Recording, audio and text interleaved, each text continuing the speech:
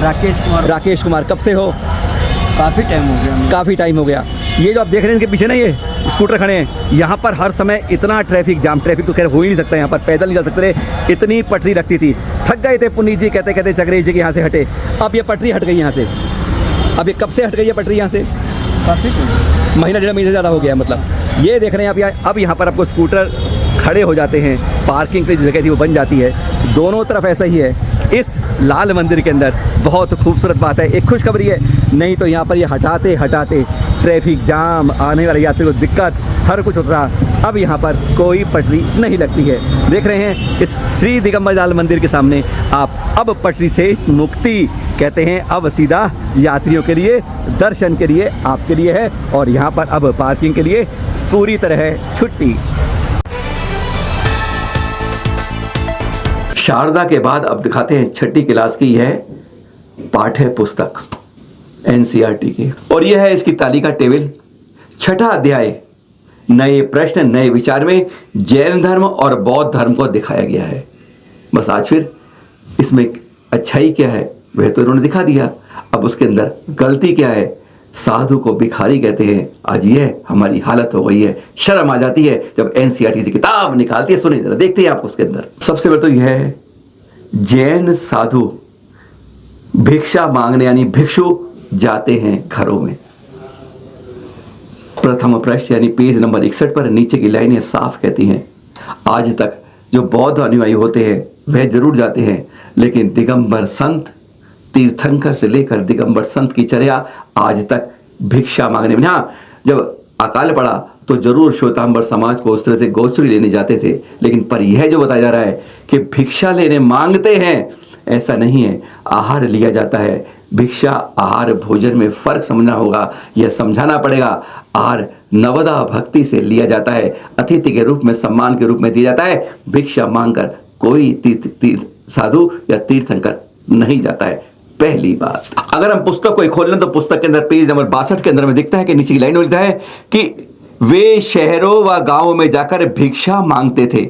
यही कारण है कि उन्हें भिक्खु या भिक्षुणी, ब्रैकेट में दिया है साधु भिखारी के लिए प्राकृत शब्द।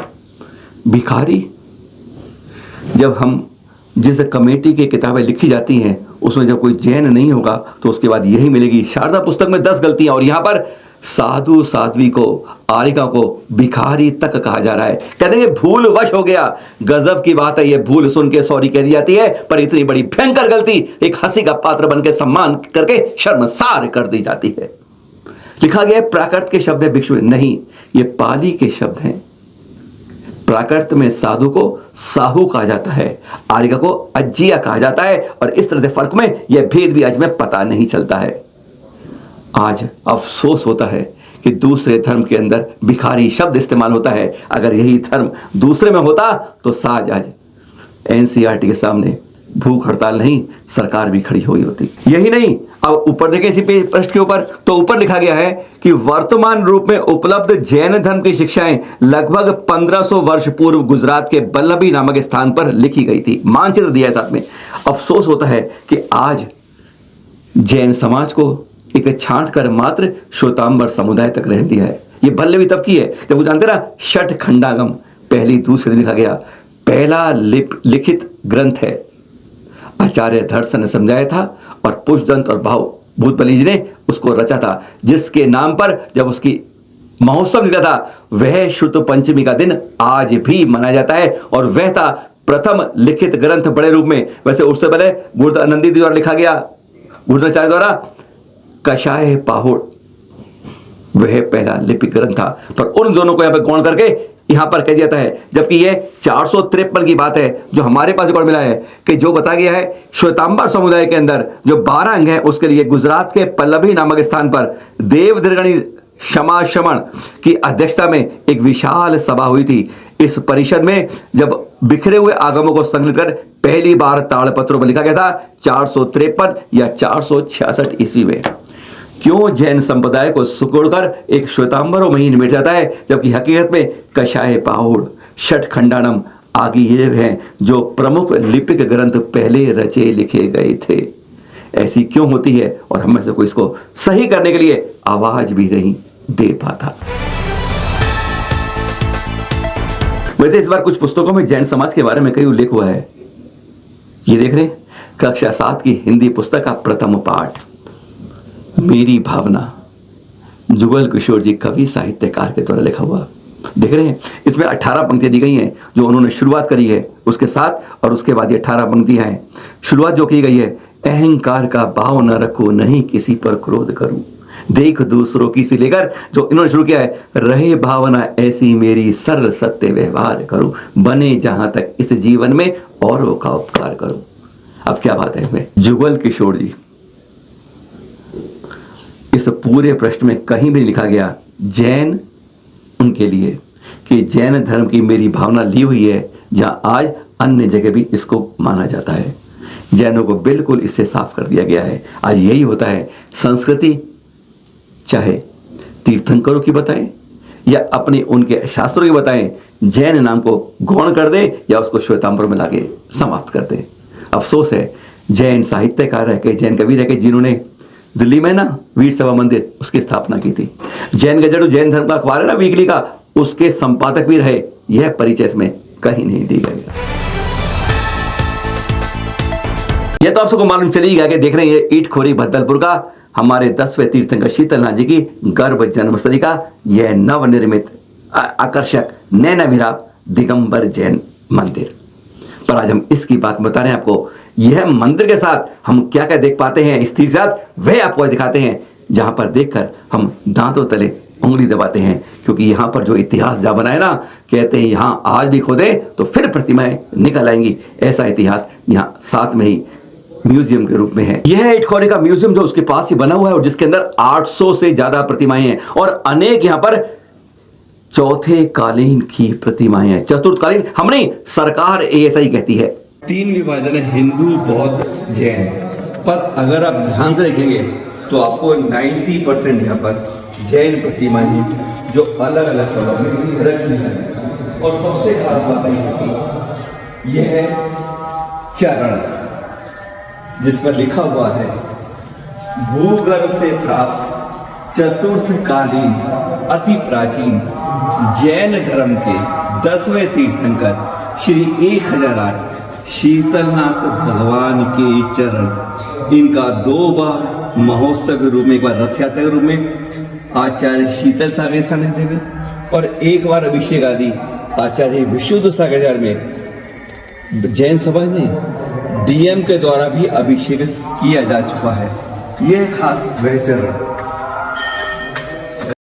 आचार्य शीतल सागर जी महाराज का यहाँ प्रवास हुआ और जब उन्होंने म्यूजियम देखा और उनके मन में भावना हुई कि इतने अतिशयकारी चरण हैं, उनका अभिषेक कराया जाए और रथ यात्रा निकाली जाए, जिससे कि लोगों को भी फायदा हो और जैन धर्म की प्रभावना भी हो। शीतलनाथ जी का जो ताम्रपत्र निकला था और एक चरण पादुका जो निकला, ताम्रपत्र निकला था, ताम्रपत्र निकला था, जो ताम्रपत्र अभी हम लोग के पास नहीं हो, कमिश्नरी में जमा है। हाँ।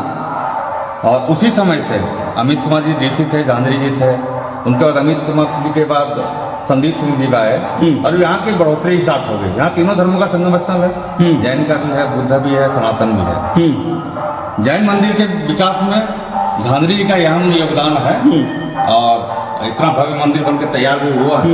ये चरण के बारे में, चरण ये यहीं से निकले हैं, मतलब कहीं दूर से नहीं, ये चरण यहीं से मतलब ये भद्दे हम लोग का महोत्सव स्थल है। हाँ। महोत्सव स्थल के पास ही एक टीला बना हुआ था, टीले के पास ही ये चरण पादुका भी और क्या कहते हैं उसको, ताम्रपत्र भी वही निकला जी। वो कमिश्नरी में ताम्रपत्र है और ये यहाँ पर है। ताम्रपत्र शायद लिखा था शीतलनाथ जी का, कुछ दिखा था 10वें तीर्थंकर शीतलनाथ जी का चरण पादुका है। ये शीतल ताम्रपत्र भगवान की। ये सारे यहाँ पर 800 के लगभग प्रतिमाएं हैं। ये सारी क्या दूर दूर से लाकर रखी गई है, कैसे कर सब इसी कैंपस की है। ये कहाँ कितनी दूर से निकली होंगी सारी? लगभग हमको लगता है 2 किलोमीटर के दायरे में, 2 किलोमीटर भी नहीं है, कम ही है। पूरा मंदिर प्रांगण में बस 1 किलोमीटर के अंदर ही सब ये सारी प्रतिमाएं जो निकली हुई है, मतलब 1 किलोमीटर के अंदर की सारी प्रतिमाएं यहाँ रखी गई हैं। जी। मतलब इसका मतलब अगर आज भी अगर देखें तो उसमें और भी इस भूगर्भ में प्रतिमाएं हो सकती हैं। मतलब इतनी ज्यादा प्रतिमाएं यहाँ पर है, तो मतलब किसी समय में बहुत बड़ा ऐसा रहा होगा कि बहुत बड़े मंदिर जिनारे रहे होंगे उस समय, जो समय में दबते गए। यहाँ पे किसी मुगल आक्रमण का कुछ हुआ है यहाँ पर क्या? वैसा कुछ नहीं बताते हैं। हाँ, तो जानकारी नहीं। बस अयोध्या में इसी रास्ते से संकरी गुजरते गुजरते हम पहुंचते हैं दूसरे तीर्थंकर जिनका गर्भ कल्याण है, उसके बारे में, उनके जन्म, गर्भ, तप और ज्ञान ग्रहणक में। प्रथम तीर्थंकर के 50 लाख करोड़ सागर बाद 72 लाख पूर्व की आयु वाले हमारे दूसरे तीर्थंकर विजय विमान से विजय सेना के गर्भ में आते हैं, जित शत्रु महाराजा की महारानी के घर में। पर आज यहाँ दिखा रहे हैं आपको, जब उसमें पहुंचते हैं क्या व्यवस्था होती है। पुजारी सामने मिलते हैं और हम उनसे पूछ डालते हैं। 12 साल से आप मेरे ख्याल से रहे हैं। 4 जिनालों के आप ही करते हैं अभिषेक। कौन कौन से जिनालों करते हैं आप? भगवान ऋषभदेव की टॉप, अजितराज भगवान की टॉप, अभिनंदननाथ टॉप, भरत बाहुबली का मंदिर, ये 4 मंदिरों का अभिषेक पूजा। कब से हो आप यहाँ पर? 2000 लगभग 10 वर्षों से। 10 वर्ष हो गए लगातार करें जी। कोई यहाँ पर यात्री आते हैं? अभिषेक का कोई समय है चारों में? कैसे करते हो, क्रम क्या है? इसका समय लगभग 7 बजे से चालू करते हैं, 10 बजे तक करते रहते हैं। 7 से 10 करते हैं। जी। आपको कहीं व्यवस्था हो, हर जगह आपको धोती दुपट्टा मिलेगा जब अभिषेक करने आएंगे। और पुजारी हर जगह धोती दुपट्टे की व्यवस्था है। 7 से 10 के बीच में क्रम से अभिषेक करते हैं। आप आके अभिषेक हर मंदिर में कर सकते हैं आराम से। और कोई यहाँ 13-20 का अंतर नहीं है। आप 20 पंथ के हैं तो अभिषेक कर लीजिए, 13 पंथ के हैं तो। माता जी ने खास बात कर रखी है कि उनके हर जिनाले में आप पंथवाद के हटकर। जब वो अंदर पहुंचते वहां 2 विदेशी पर्यटक भी थे और उन्होंने टोक दिया उसके बारे में कि हम लॉर्ड नहीं, हम गॉड जीसस बोलते हैं और आप अपने भगवान को लॉर्ड बोलते हैं। हमें एक बार मन में लगा और फिर, क्योंकि अयोध्या एक वह स्थान है जहां पर जैन तो छोड़िए विदेशों ही विदेश के लोग आते हैं। पर वहां पर जब हम ये बोर्ड देखते हैं, उकेरा हुआ शिलालेख देखते हैं, तो अंग्रेज, क्योंकि हिंदी कोई नहीं जानता बाहर से जो आता है, वो पढ़ता है biographical outline of lord Ajinath. Lord भगवान और तीर्थंकर में अगर हम रूपांतर अंग्रेजी में करते हैं तो लॉर्ड क्यों करते हैं, तीर्थंकर तीर्थंकर क्यों नहीं करते? एक पहचान है उनकी, तीर्थंकर 24 ही हैं, भगवान बहुत हैं और लॉर्ड तो हर अदालत में है। बस यह शिलालेखों को इस तरह से बदलना चाहिए। अजितनाथ तीर्थंकर हैं, न भगवान हैं न लॉर्ड हैं। फ़र्क को पहचान देनी होगी, क्योंकि यहाँ दुनिया से अयोध्या में पर्यटक आते हैं और पहचान कुछ इस तरह ले जाते हैं, वो अपने हमारे तीर्थंकरों को लॉर्ड ही समझकर जाते हैं। खास बात यह देखते हैं, जब घर नहीं आ रही ज्ञानमती माता जी ने इनको जीर्णोद्धार किया तो चरण इन्होंने मंदिर से बाहर रखे, जहां थे वहीं रखे। और देख रहे हैं ये 1781 लिखा है, फिर पूर्ण जीर्णोद्धार 1959 इन पर उकेरा हुआ है। माता जी ने कहीं भी यहाँ जो बनाए ना जितने जिनालय, आप दिमाग लगाइए अयोध्या में जिनालय बताइएगा 5 तीर्थों के ऊपर, सभी में चरण थे। उसके बाद जिनालय को बनाए गए, यहाँ पर सही किया गया। उन्होंने चरणों को नहीं बदला, उसकी संस्कृति को नहीं बदला, उनको चेंज नहीं किया, ना कुछ बदलाव किया, जहां है वहीं उसको जीर्णोद्धार किया।